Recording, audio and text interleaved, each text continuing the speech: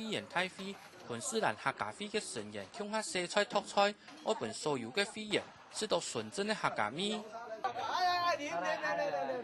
昆士兰客家飞烈焰嘅飞装向下拿比来庆祝。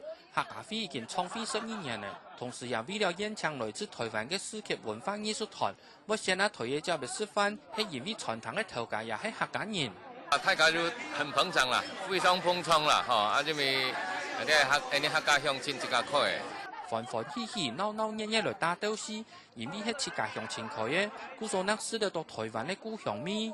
佢頭家要係客人啊，個嘅味嘛較合啊。比較適合喺台灣來嘅。一件傳統嘅特色，唔單止頭家係客家人，連地波嘅廚師也大部分都係客家人。客家人開料啊，一嚟講開料啊，3、4手都啱嘅。